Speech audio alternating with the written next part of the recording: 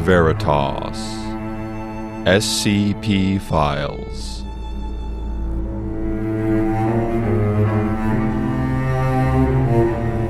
Episode 66. Revelation.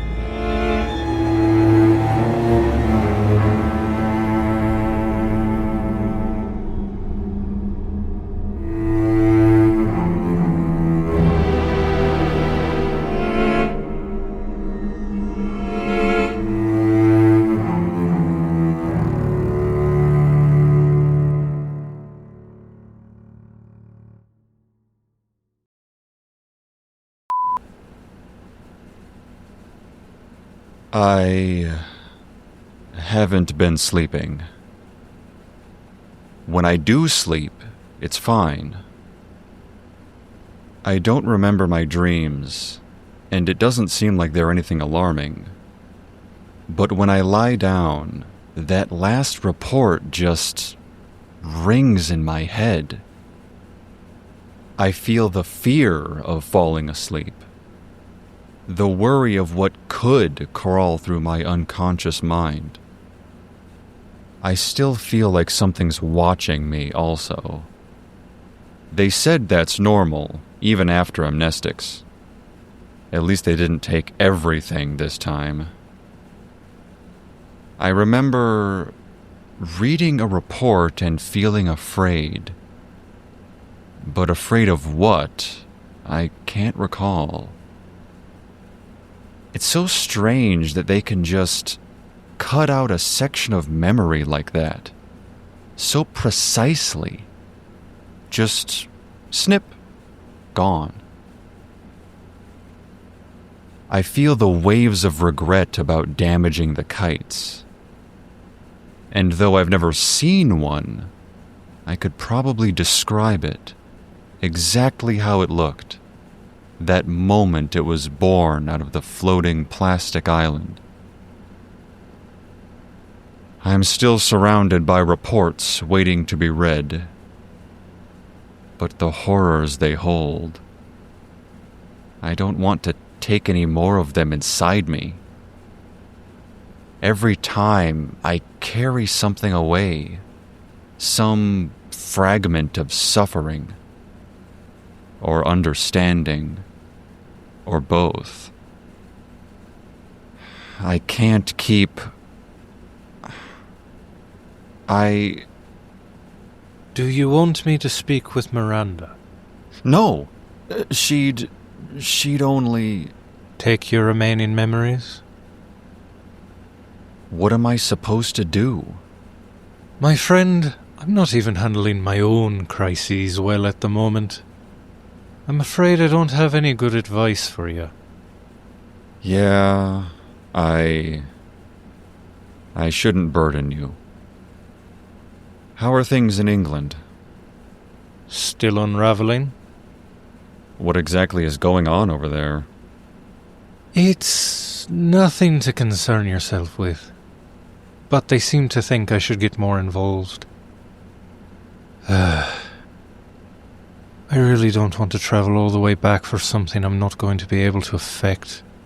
A waste of feckin' time. What are you going to do about the reports? Read another one, I guess. You sure about that? What else is there to do, besides snoop around Miranda's things? If I stop reading them, I don't know what she'd do. But I do know I don't want to find out. I still won't let anything harm you. If you're going to be sent to England, something tells me there won't be much you can do. Well, if you're sure you don't need anything else, I'm going to go check on our newest anomaly.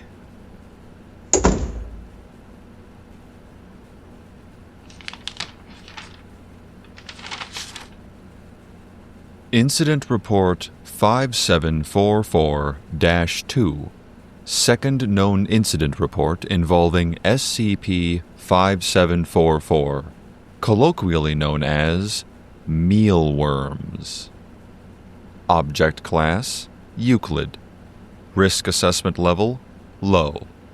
Reported by known Serpent's Hand member Betty Brown. Report made March 2nd, 1933. If what I fear shall come to pass, then I confess, I fear for the very soul of mankind. The newly risen order of the Foundation, which has twisted itself into a cold machine of clinical deliberation, has chosen a grim mantra to etch upon the stones of time. Secure, contain, protect. But in truth, those fools seek naught but power, and they contain wonder beneath lock and steel, protecting themselves and the world only from knowledge and awe. They would strip the world of its mystery as one might peel bark from a tree, leaving it pale and empty and devoid of the spark of anomalous life. They know nothing of reverence, nothing of pilgrimage. And so, I find it my duty to write this, and hope that my words should outlive me. I was raised in the austere fire of Christendom. From the cradle, I was taught that all truth had been spoken, and that the Lord alone could truly know the deep mysteries His world held dear. We were to live, work, suffer, pray, and die. And then, had we toiled enough, we would be rewarded in such a way we could scarce imagine, and would be made to toil no more for all eternity. But the world is breaking, and prayers alone do not fill an empty table. I have walked past the lines that bulge and stretch to breaking with those who seek a mouthful of soup. I have seen good men in rags, women with eyes sunken from hunger, and children who stare as I pass, their eyes hopeless and blank. The banks have failed. The crops have failed. And still, the pastors call it all His plan. The churches are quiet now. Their silence does not comfort me, and I cannot eat the words I have always been offered. But the library, the library. It whispered quiet promises, and I listened. Perhaps I have earned a fate far fouler than I can comprehend by listening to the temptations of an entity far removed from His light. But when I walked the ever-shifting corridors of the Wanderer's Library, beneath high-reaching shelves where I could hear the ancient books breathe in unison, I found confirmation of the one singular truth I had always been taught. Yes, all knowledge is known, but only to the entities that can spend an eternity in this place, reading. It cannot be known to us, not yet, for humanity is early in its growth. We are but saplings, and mystery is the soil in which we must grow.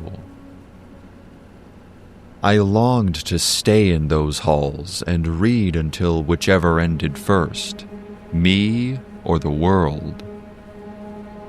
Yet I knew even then, there is meaning in the seeking, in the walking. There is something sacred in the journey. And so, at the urging of a volume betolling the wonders of the sea, I began my pilgrimage to meet the worms of the Makassar Strait. I will not deceive you and say that the meeting was pleasant. The worms have not yet been discovered or charted by any sailor or explorer. They are long, thin, slick with seawater and slime, and an unnatural, shimmering blue. Their bristled and segmented bodies writhe in clumps and clusters, laying in wait. On the tiny island of Kapaposang, off the coast of Indonesia, a place where men do not often tread, and rightly so. But I am not simply men. I am Serpent's Hand. We may be small, but during such times as these, when the world suffers most, we grow, and we do not back down. And so I stepped out of the library's spawned gate into the worm's world, walking barefoot on sand that squelched wet promises of transformation and growth.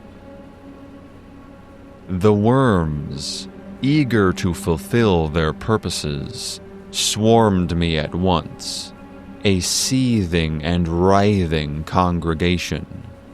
Their damp bodies wriggled over one another in a frantic race to reach their destination first, cascading towards me like living sea glass.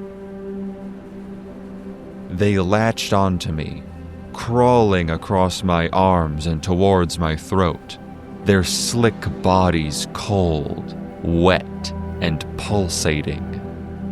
One slipped beneath my shirt's collar and brushed against my softer flesh, and I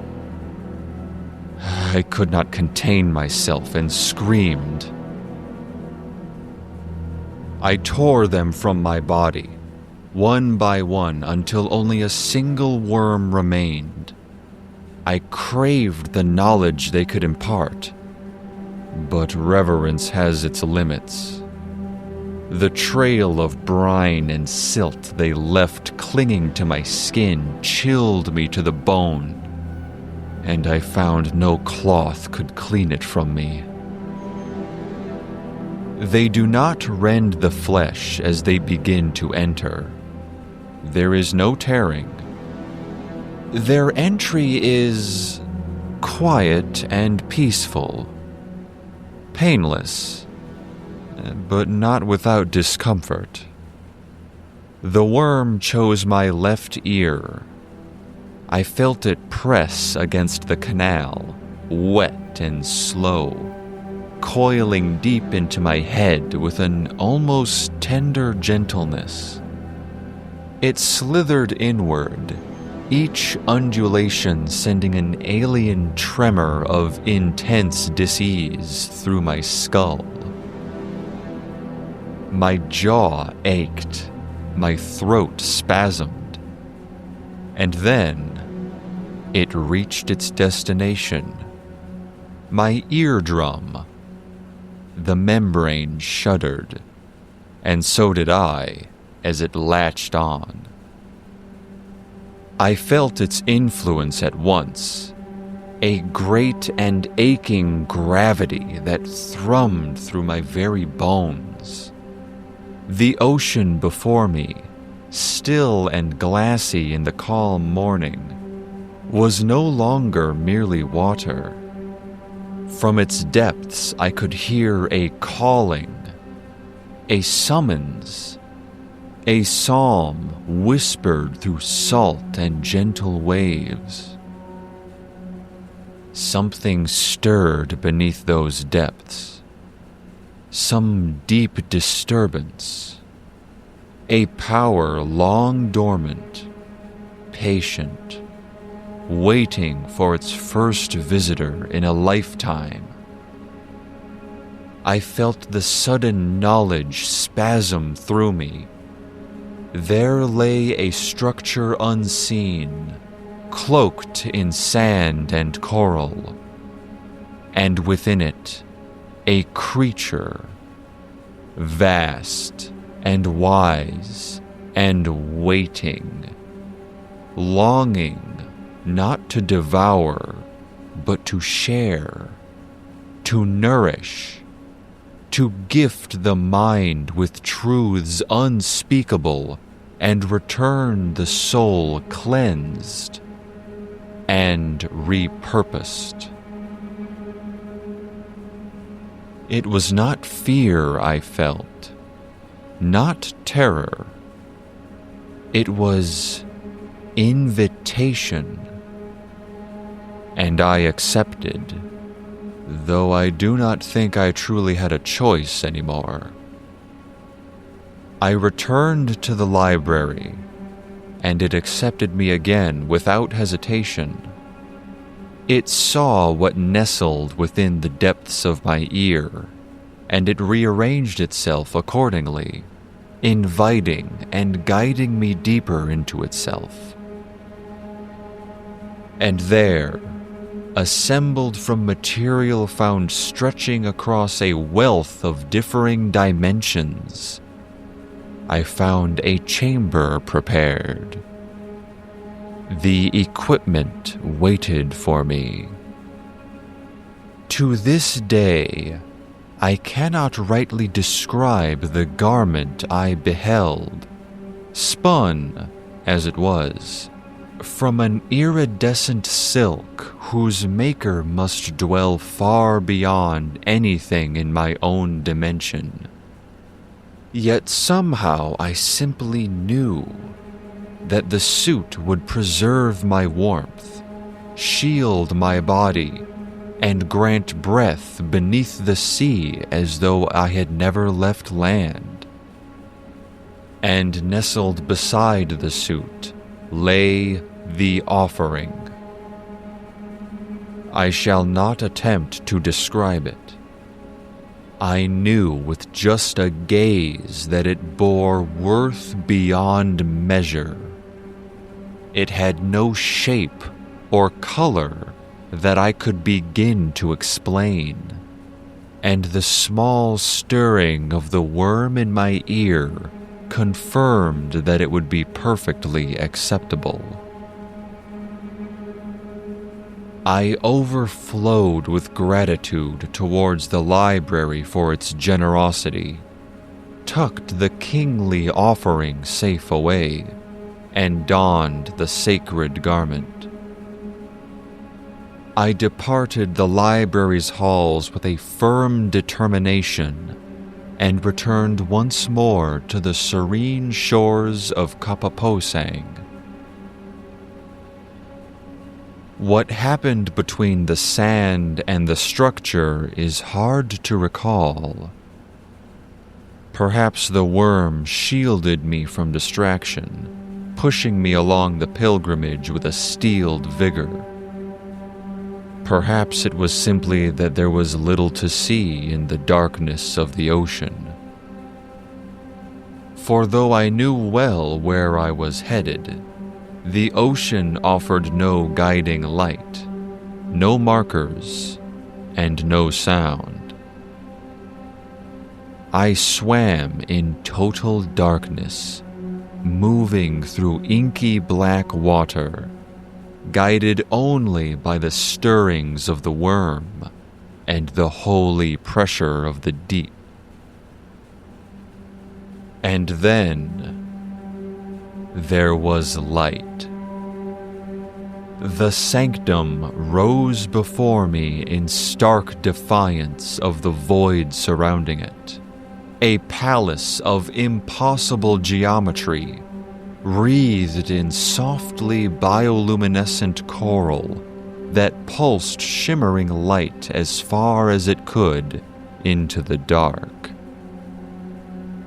My heart surged in time with the worm's delighted wriggling, and I swam towards it with renewed vigor, drawn by destiny and purpose. The door required no strength to open. With the gentlest push, it yielded open, and I passed through a barrier, an invisible force that held back the unrelenting pressure of the sea. My bare feet touched polished marble, and I was suddenly dry as a bone despite my long journey. I stood within a grand lobby, furnished in luxury reminiscent of the Waldorf, rich carpets underfoot, crystal sconces adorning the walls, and alien but romantic soft music faintly drifted from no discernible source. But before I could drink it in, the creature spoke. It waited there, coiled in the air above the reception desk, a being vast and unknowable. Its form loosely resembled a cephalopod, but such comparison is woefully inadequate. It had 12 long limbs, each twisting through the air, defying gravity by their very nature. Its pale flesh shimmered with soft, shifting hues that appeared to pulse in time with the movements of the worm within my ear. Dark eyes watched me with patient intelligence. I knew at once I witnessed no monster. I witnessed a god. "Welcome," it announced warmly, "to the seabed and breakfast." I remained within the vast hotel for 3 days and 3 nights. Or so I have been led to believe, though time passed strangely beneath the waves. Moments passed quickly or stretched forever, bending and warping beneath the presence of the creature. I was fed and nourished, not with tangible meals, but with the truth. I was shown knowledge I cannot describe, truths older than time, ideas too vast to be measured by word or symbol. Though I know all these teachings and more appear within the sacred tomes of the Wanderer's library, I know few have ever read them, and that reading and understanding are most assuredly not the same. For without it whispered into your mind by this vast and knowing entity, could you truly ever comprehend? I shall not attempt to repeat what I learned, not out of secrecy, but mercy. For no mortal mind should bear such burdens, not without the unstopping pressure of the ocean cracking the mind open and spilling it over the edges of sanity. I know now that I have passed the boundary of definitions like mortal.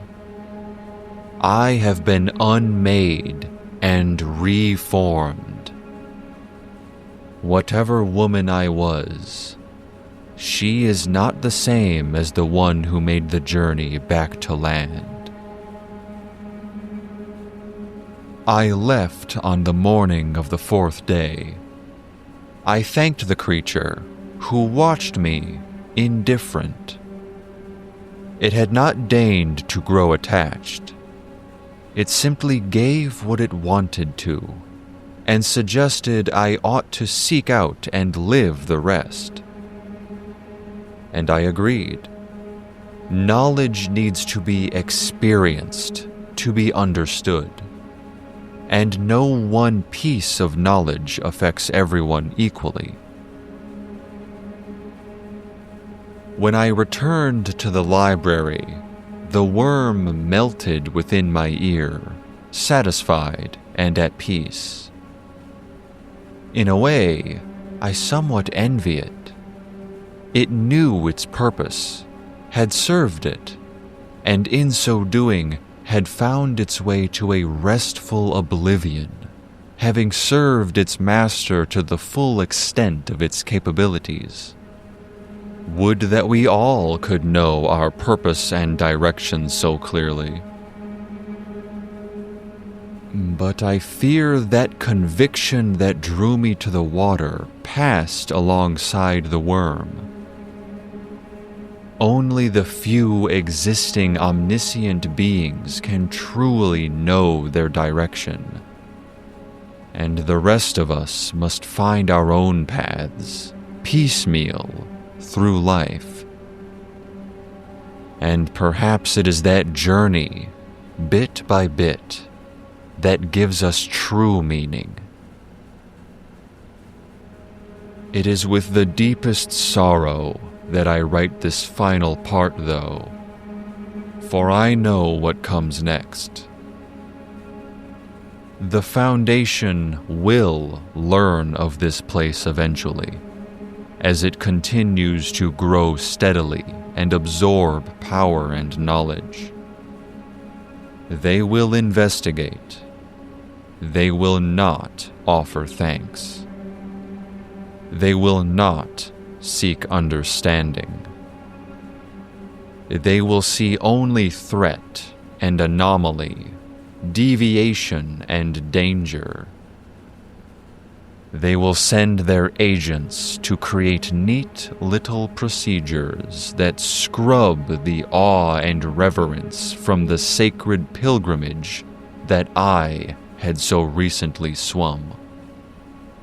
They will not see a gleaming beacon of hope in the depths.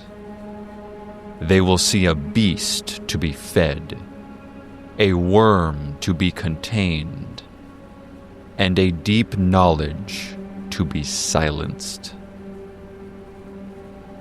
But should my written words outlive me, let this report stand not as a warning, but a record of what could be if we approached the unknown with curiosity instead of control, if we take the path of pilgrims and not as jailers.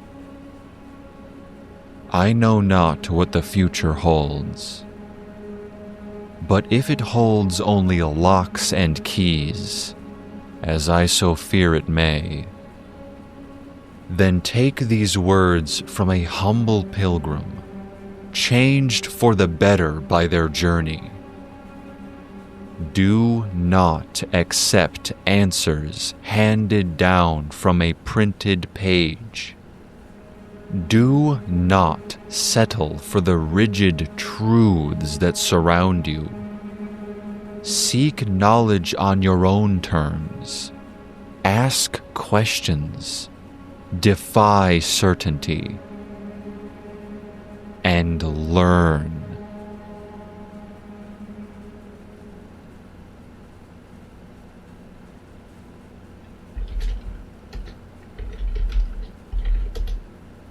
This report was written in 1933, nearly 80 years before the Foundation discovered SCP-5744. And it seems exactly what Betty feared has come to pass. The SCP has been contained, with a protocol, Procedure L91, that focuses on sending 2 D classes every 2 weeks on this pilgrimage. They're not debriefed afterwards. It seems no one truly cares what has been learned, or felt, or experienced, so long as the anomaly doesn't escape. So long as the worms don't spread, and the pilgrimage doesn't grow.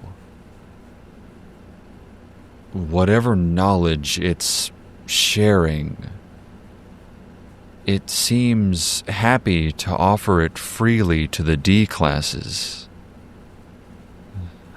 Because knowledge is freedom. And it's sharing the key to Ah! No. Not again. Not again. It's too much.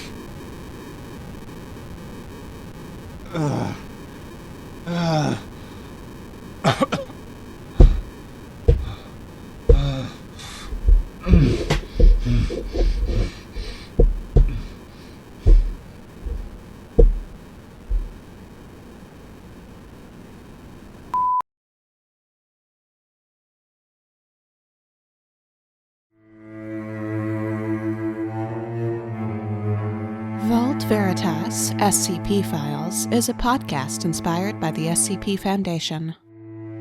Revelation is based on SCP-5744 by Red Rogue from the SCP Wiki located at scpwiki.com/SCP-5744. It is licensed under a Creative Commons Attribution Share-alike 3.0 unported license. This episode featured Justin Gilner as Scott Anderson and D.R. Thompson as Niall Connors. It was written and edited by Leola Angel. We welcome comments.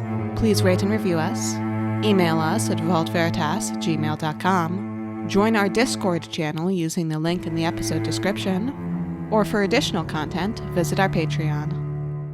Thanks for listening.